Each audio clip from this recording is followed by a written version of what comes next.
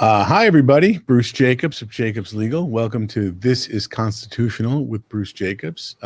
We are a foreclosure defense firm that is fighting for the constitutional rights of everybody. And we know that there's a wave of foreclosures that are coming here in Miami and around the country, unfortunately, due to all this COVID crisis we've been going through. And every week we're doing this show, just trying to make sure everyone understands that there is a fight happening, a big fight, and a fight that has been going on in my career for, I'm practicing law 25 years, and 13 of them have been fighting banks, trying to stop them from taking people's homes. Primarily prosecuting them for fraud on the court is mostly what I do. If you've been watching the show, you've seen now we've had, most of the guests have been clients. Actually, all the guests have been clients of the firm. People who are fighting Bank of America, trying to save their homes from fraudulent foreclosures. We had one woman. Our first guest was Maria Williams James. She was a woman who paid her mortgage to Bank of America for years, and Bank of America put her in foreclosure anyway and used fake evidence to get a judgment. And then she got the judgment vacated due to fraud because she paid her mortgage for years and proved that. And I've been involved now for about 2 years in her case because we just had a trial. We won the trial, thank God, not because she paid her mortgage and not because of the fraud, but because of a hyper-technical issue that we raised. And then after we won the trial, the judge recused herself from all of my cases and then entered a new order that basically reinstated the judgment that got vacated due to fraud.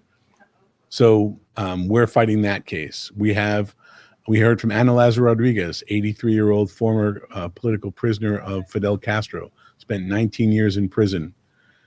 Came here to the United States, settled down, got a house, basically cashed out the equity to help her roommate who was dying of cancer with a loan she should never have gotten from Countrywide.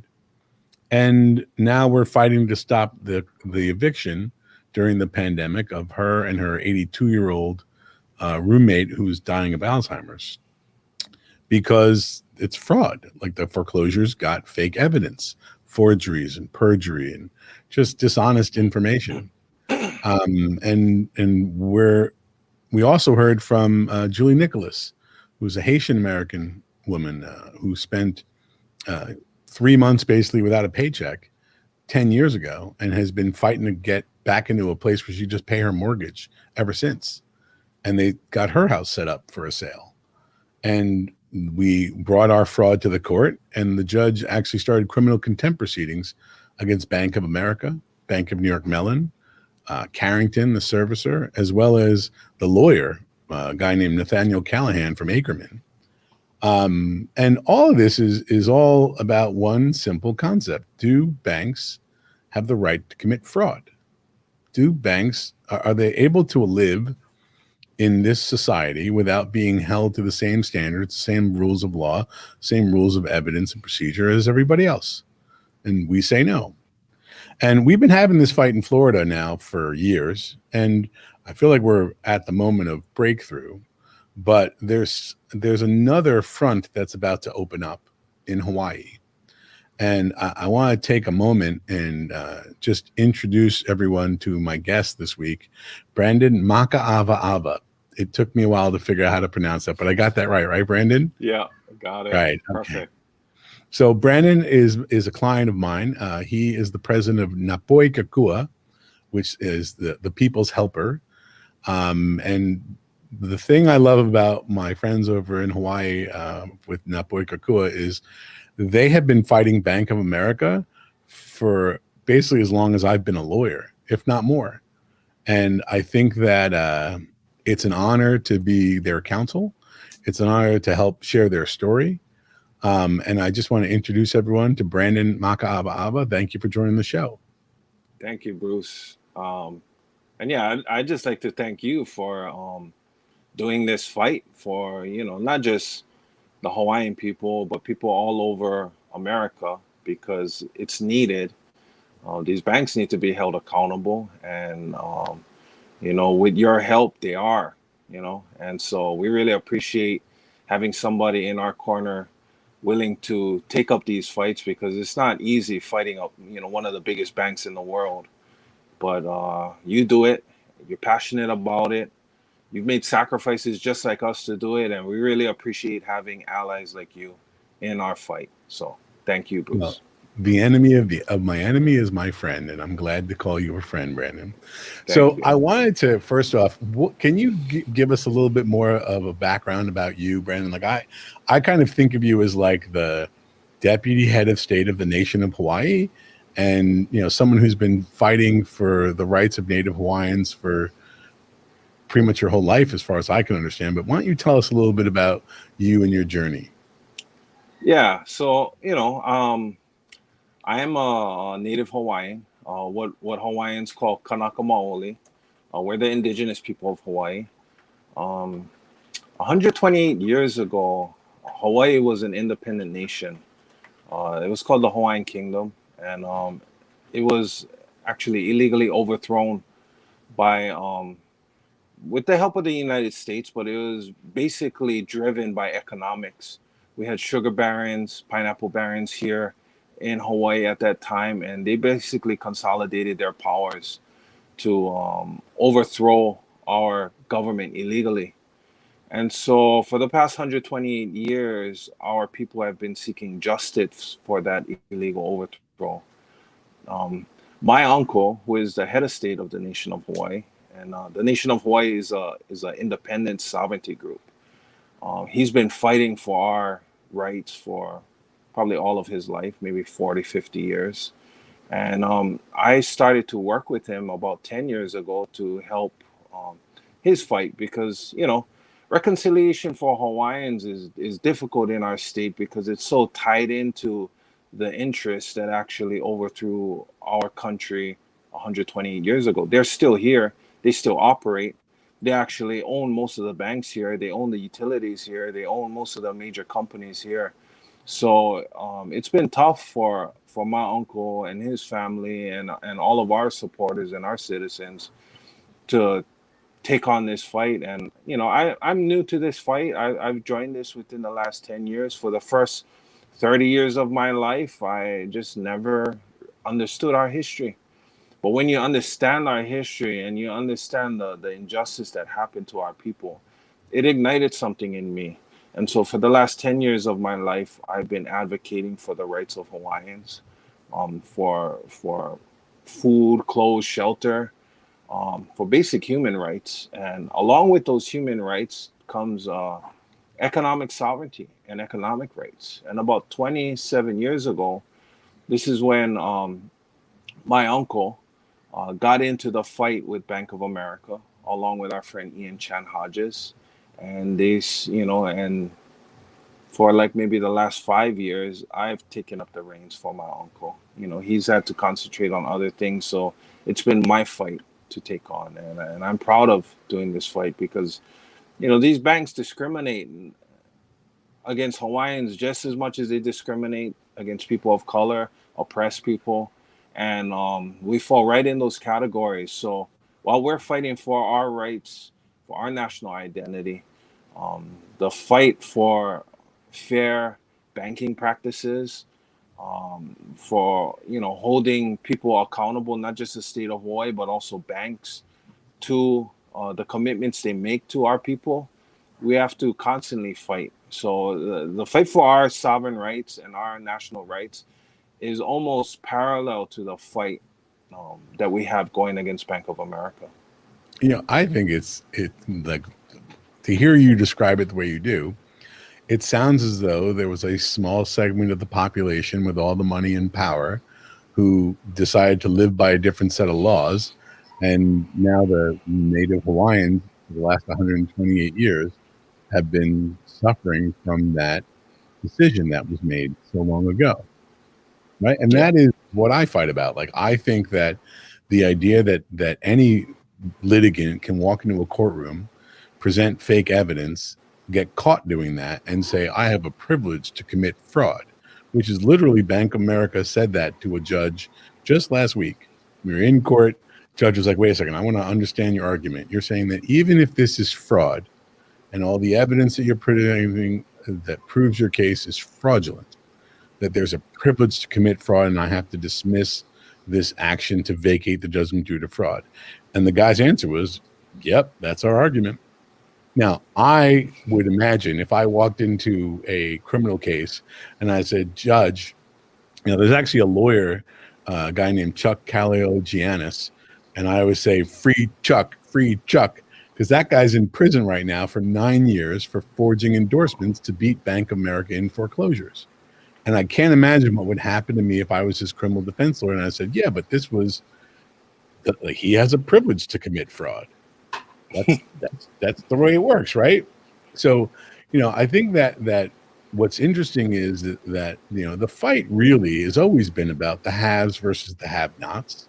Yeah. And they've always divided up the have-nots by, as binary a way as they can. So they have the red fighting the blue. They have the middle class fighting the poor. They have, whatever way, the blacks and the whites and the this ones and the that ones and the lighter blacks and the darker blacks and whatever they want to do to divide us up so that we don't remember that there's a constitution and that the Constitution says that the government is supposed to establish justice, ensure domestic tranquility, provide for the common defense, and promote the general welfare, none of which seems to be happening in great abundance in our government today. And that's what I hope to be fighting about. That's what I'm trying to put together here, a conversation where people might realize and recognize, this is only possible because we're allowing our government to be controlled by this small segment of the population with all the money and power that wants to live by a different set of laws. And we're all supposed to be fighting against that. That is the one thing that every single soldier who went off to fight on the field of battle under our Constitution, under our flag, was supposedly fighting against that small segment of the population.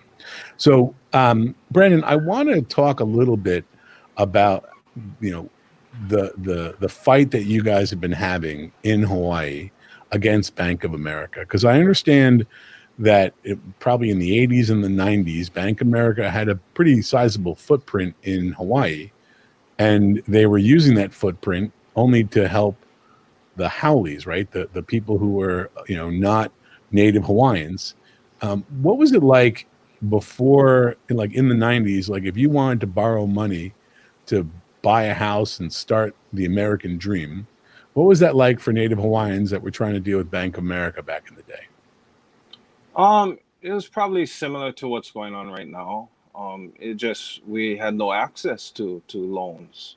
Bank of America, the issue with Bank of America actually started in 1994. Bank of America was trying to come out to Hawaii, to expand to Hawaii. And at that time, they were trying to take over and consolidate and merge with a bank out here called Liberty Bank. And so what happened was our organization at that time that was led, Napoi Kokua, was led by Hawaiian elders and was helped along with our good friend Ian Chan Hodges. We put in an intervention to stop that merger. And we found evidence that Bank of America, along with a number of local banks here, were redlining and discriminating against Hawaiians. That practice is still going on today. Hawaiians have a difficult time getting loans from any bank here, but Bank of America was found to be guilty of doing that, those redlinings. And so and just to be clear, redlining is when you make a practice that says, here's a red line, and anyone who is not within this community, which is usually the people that are not of color, usually the people that are, the ones that they want to lend to. And once you go over that red line, you get into the communities of color like the Native Hawaiians, and none of those people can get a loan, even if they have the financial ability to repay. Doesn't matter. It's a straight racist, you're not white, you're not getting our business. Is that basically what's going on? That was what was going on. It was based on ethnicity. They found a lot of evidence that was being, that was happening, and our people are just getting fed up with it. So when Napoi Kukua stepped in and they intervened along with Ian, we basically said that we have all this evidence that shows how Bank of America has been redlining against Hawaiians, and we don't want this merger to take place unless they do something about it. And so what ended up happening was the Federal Reserve looked over everything because it has to be approved by the Federal Reserve, these mergers. And the Federal Reserve found that we were correct. The Bank of America was discriminating. So Bank of America, the Federal Reserve told Bank of America that if you were going to merge out here, it comes with this stipulation. And the stipulation was a commitment to the Native Hawaiian people to provide them with $150 million in FHA 247 loans, which is special government loans that is backed by the United States government. It's HUD loans, specifically for Native Hawaiians for housing. And so Bank of America agreed to that commitment. So in 1994, that commitment started, and it was supposed to be for 4 years, from 94 to 98. And that's when this whole thing started, because 27 years later, they've never completed that commitment. I mean, And they went did they even on, get close? not even close. I mean, if you consider Like 13 million out of close 150. out of 150 million, they never even hit 10%. And And let me just I just want to like make sure that people understand. So first off, $150 million in loans probably would have put maybe 1,000 people in houses, 1,000 families in houses 25 years ago, at least. right? So let's say for ease of numbers, it's 1,000 families that, Native Hawaiian families that would have had a chance to own a home. What's the average home in Maui cost today? The average medium family home in Hawaii is over $1 million. Right. So you're talking about millions of dollars that the Native Hawaiians could have also benefited from, in the course of, their development in the last 25 years, right? Generational wealth could have been built. I think it's more in the billions. Well, what's going on right now in your community, the Native Hawaiian community? Like, is poverty an issue? Poverty is very much an issue in Hawaii for Native Hawaiians. When they took the census tract, the majority of the houseless people are actually Native Hawaiians, and this goes back to the injustice of our overthrow and those issues. But the overthrow was caused by big corporations, as you mentioned earlier, taking advantage and changing the rules. And when the rules don't align with their interests and their profits, they overthrow the government. And it's kind of what's happening right now. This is like, corporations basically influence governments, and they get what they want. And Bank of America has been doing that in Hawaii. They've been influencing people. And so today we're in a big mess. And the larger problem that we see as Hawaiians is, the government has their own issues with us that they have to reconcile. But it's all these corporations that came here, set up shop, made a profit, was able to merge with other banks, and they got what they wanted out of the deal here. And they left the Hawaiian people holding the bag. It comes down to something we call kuleana. In Hawaiian, that means responsibility. And Bank of America left their responsibility here. And they went on to make money and make billions and billions and trillions of dollars off of the backs of Native Hawaiians, because they were allowed to merge with other banks after they claimed that they settled this commitment here with the Native Hawaiians. And so our people continue to suffer today because of this failed commitment. We could have had houses, we could have had a better life, and they stole that from our people. So I think that, for me, I always kind of try to pull back in my own mind. You think about banks and these corporations as these huge, organizations with thousands and thousands and thousands of people, but most of those people are on a W-2. and they're not getting paid very much money in comparison to the very small segment of the population that owns all the stock, that is getting all the billions and billions in profits that keep getting directed to them. And I think that it's, people need to start recognizing that this is happening not just to the Native Hawaiians, but to the people in the Haitian community, to the people in the African American community, the people in the Cuban community, who I'm just looking at from the place of, they targeted these communities with these subprime mortgages that were destined to fail because they knew that these people couldn't pay back the mortgage. And then they went after them with fraudulent foreclosures and wiped them out and left them in a far worse position, like stole all the generational wealth that could have been passed on from one generation to the next so that we could all live the American dream. And all of that instead got funneled up to this small segment of the population with all the money and power. And what I find offensive, and what I wanted to kind of segue us into, Brandon, is I understand one of the things I love when I first met Brandon. He is now the youngest of the Kapuna, the elders, right? Like, he's the next generation of elders, and the Kapuna, who took on the Kuleana of holding Bank of America accountable, are serious about holding these guys accountable.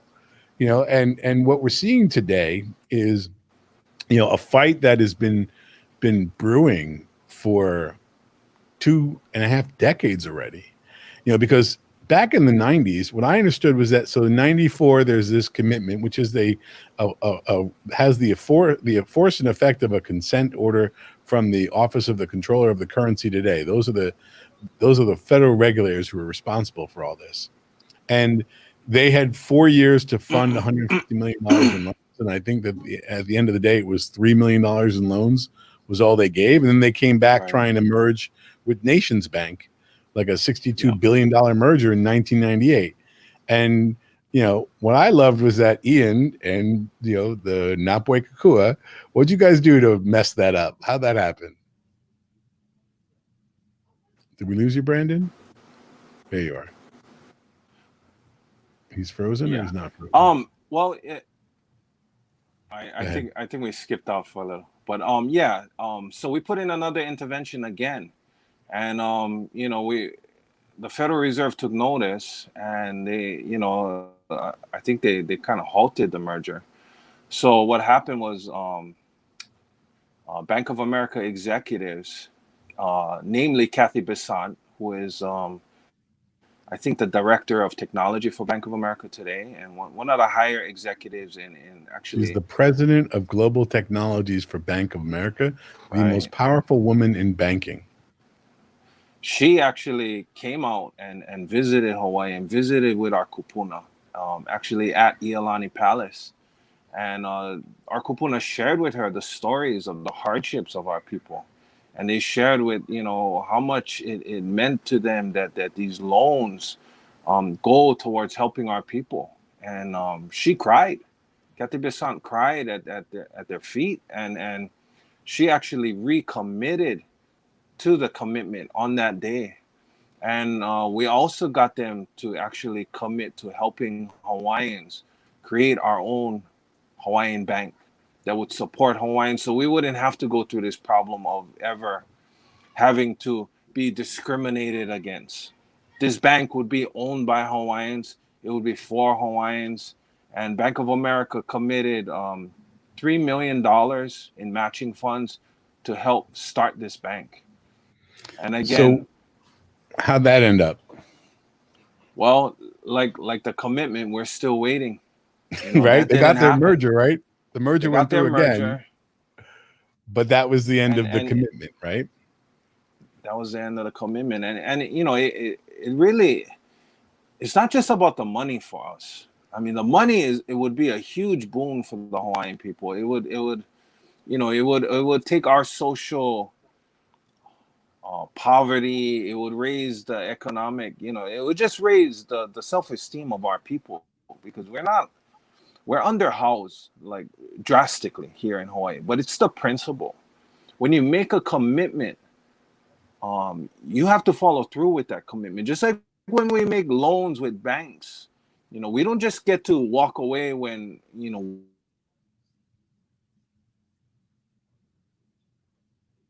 Do we lose you? to Hawaiians and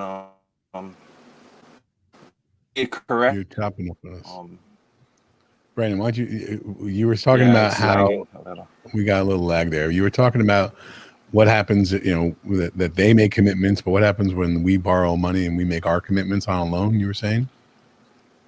Yeah, when we make commitments and we make loans, I mean, they expect to be paid in full.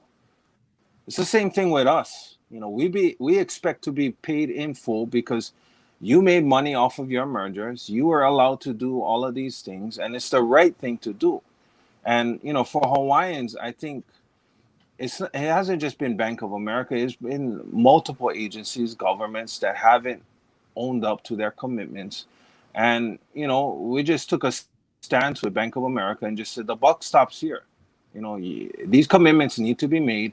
And our kupuna, they handed me that task now because they're getting older. A lot of these kupuna that Kathy Besant saw in 1998 are no longer with us. And so if Bank of America thinks that this fight will end when the last kupuna dies, they have another thing coming because we're the next generation. We are still underhoused. This is something, a commitment that I've, you know, practically will give my life for. The rest of my life, I'll be fighting these guys until they make good on this commitment because it has to be done. If they can I do mean, this to the Hawaiian people, they can do this to anybody. they can do this to everybody. That's the Yeah, problem. they are doing it And to everybody. they are doing it to all of us. And the question is, can we hold them accountable? And one of the things that I love about, the fight that I've learned about in Hawaii is that there's been a journey that has gone on for decades where, Bank of America went from not only saying there's $150 million commitment. We know we've only given $3 million. We commit to give the rest of the $150 million of loans that are backed by the government. Remember, like, these are loans that should have been given out normally, weren't. Now the government said we'll pay them back if the Hawaiians don't pay, and Bank of America still didn't give out the loans. And now what's happened is that they have promised to give a bank, which they never did, which today could probably be worth what, billions of dollars and Billions. billions. And all of this, what they have done, what Bank of America has done now has been masterful. First, there was a commitment. Now, over years, it's become, well, there was never a commitment. And even if there was a commitment, we honored the commitment. That's Bank of America's official position. And they have used all the resources that they can to send out their army of lawyers and lobbyists to convince whoever starts getting to ask the question, oh, no. If there was a commitment, we don't believe there was a commitment, but if there was one, we honored it anyway. And all of that is totally dishonest. There was a commitment. It was never honored, right? Yeah. So, one of the things that I found is that, in Hawaii, at least, there's been quite a journey of, the politics in Hawaii are just different than anywhere else in the world, right? Because it's not, it is a state. It's a state, United States. It's the 50th state, and it's, has all senators, and it's got Congress people, and it's got a House and a Senate at the state level, and the counties all have their own councils, and it's a different energy out there. Can you talk a little bit about what Napue Kokua has been doing to kind of build the political will to have a fight with Bank of America? Well, when you take it on a bank, such as Bank of America, the political influence and the political power that they wield is huge. And it was a little easier in the very beginning, gaining support because we basically have all the evidence that says that Bank of America had a commitment to the Hawaiian people. They failed that commitment. They didn't even come close to making that commitment. I mean, these federal loans, these housing loans are easy to track. We had a FOIA that shows exactly how much loans Bank of America did within those last 27 years, and it was 13 million. It was not the 150 million. So that the evidence is there. So we went around to every county, every district, And we started to lobby and we started to talk with council members, and we had to actually re-educate people about this commitment because a lot of people forgot about it. And so we re-educated them. We got the governor of the state of Hawaii to actually send a letter of support to Bank of America and ask them that they honor this commitment, that they come back to Hawaii to negotiate with Napoi Kokua to make good on this commitment.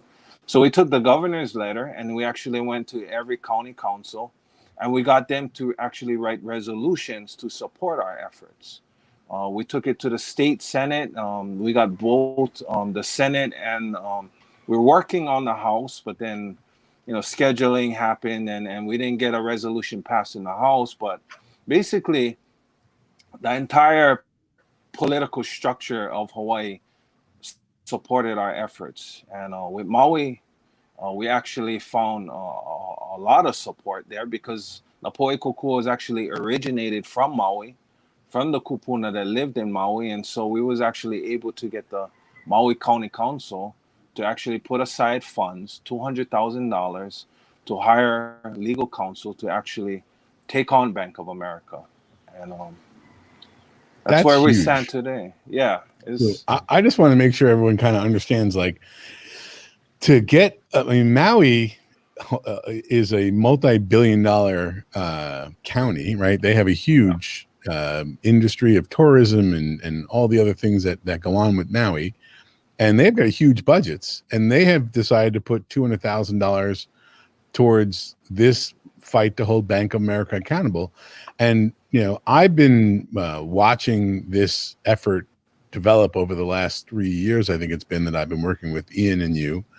And there were just some meetings recently where the Maui County Council is really talking about, their lawyers working with me and Napoi Kokua in whatever strategies we can to hold Bank of America accountable, which is pretty amazing if you ask me. Like, thank God, like, once you start bringing this to light, once you start asking the right questions, and that's why we're doing the show, is just to bring attention to the fact that, if Bank of America defied the OCC, the Office of the Controller of the Currency, for 25 years by basically lying about the fact that there was a commitment and they didn't honor it.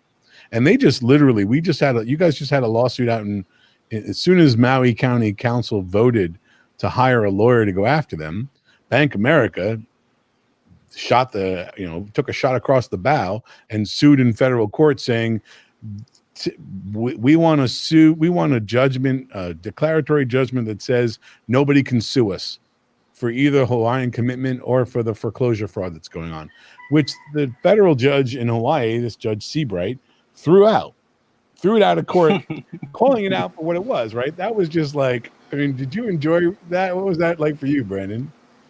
Well, it's rare that Hawaiians are on the winning side of anything legal here in Hawaii. So when we saw that, it was enjoyable because it was true. Like the audacity and for them to just say we couldn't sue them for something that that they obviously did not finish and they should be actually held criminally responsible for. To have the audacity to tell a government agency that they cannot take action against them for this failed commitment was crazy to us. I don't know if that type of tactic works in any other state, but we have pretty good federal judges out here, and they slapped that down immediately. You guys have great federal judges, and I just want to talk for a minute about, because they're trying to get us off. They've got more shows starting up here, but just a few minutes to kind of wrap up where we stand right now. Okay. So one of the things that I love about Hawaii, for my fight, particularly about the fraudulent foreclosures, is the Hawaiian Supreme Court has already twice ruled that the exact fraud that I'm talking about, these forged endorsements, these fake assignments, according to the Hawaii Supreme Court, that's wrongful foreclosure. That's deceptive and unfair trade practices. And if Bank of America is forging documents and foreclosures in violation of the 2011 OCC consent order, the $25 billion national mortgage settlement, and they're running around in front of courts now saying we have a privilege to commit fraud, Like that is an opportunity to hold these guys accountable. And in Hawaii, the law is already very clear. You can't do that. So the other thing I love about Hawaii is that in federal court, there's a Ninth Circuit case that says that if a company and their lawyers are engaged in systemic fraud on the court, that's RICO. That's racketeering. That is racketeering, influence, corrupt organization. That is a civil claim for treble damages plus attorney's fees. So however many billions of dollars the bank is worth today that would have been given to us, to the Native Hawaiians 25 years ago, times that times 3. All the value of the loans that Bank of America should have given, times 3. All the victims of the fraudulent foreclosures in Hawaii, times 3, because it's racketeering. And one of the things that I'm just grateful to have your support, Brandon, is that we're going to be we're right now putting together the team to come out to Maui, come out to Hawaii, and file a civil class action RICO lawsuit that will bring this all to a head. You know, and Brandon, I just want you to tell us, as we're kind of wrapping up here now, like, what do you think that would mean for not just for the people of Hawaii, but for the people across America, if we were able to bring that lawsuit and succeed? I think it'd be a wake-up call to banks and big corporations all over America, all over the world, maybe. We lost him? Okay. Well, looks like we lost Brandon, but it has been quite a little show here, I got to say. I've enjoyed it a lot. We are going to be back again, keeping everyone up to date on where things are going. I think Brandon's coming back in now. We got him.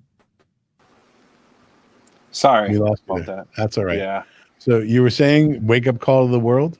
Yeah, it's going to be a wake-up call to everyone that, in the world, that the banks cannot continue to practice fraud in the courts or in life in general, and that if they make a commitment to anyone, they have to own up to that commitment and they have to carry through with that. And it'd be a big boon for the Hawaiian people, a big boon for the state of Hawaii, which is in, economic problems because of the virus and the shutdowns and everything. So it'd be a great win for everyone, not just Hawaiians. It'd be a great win for everyone. And it'd show to the banks that, the people are not playing around anymore. The people will rise. I love it. I'll say this. We've been in this fight for 224 years or wherever it's been, 225, since they signed the Constitution of the country. And what we have to do is rise up as a people to reclaim our constitutional rights and to make sure the government is working for all of us and not just for these corporations that have all the money and power and want to live by a different set of laws. So, Brandon, I want to thank you so much for taking the time to join us today. I want to thank you and Kokua for the work that you guys are doing out there, holding Bank of America accountable, and for allowing me to be a part of that journey. And we'll be back with another show very soon. So if you have any questions, please give us a call or come to jakelegal.com is the website. JAKELEGAL.com is the firm's website. If you'd like to make a donation to support Anna Lazarus' case, there's going to be a link for the legal defense fund that we have for her. And we're coming to Hawaii. We'll see you guys soon, Brandon. I can't wait to go surfing and hang 10 with you. All right, brother. Appreciate it, bro. Aloha. Aloha. Take care. Take Bye, care. everybody.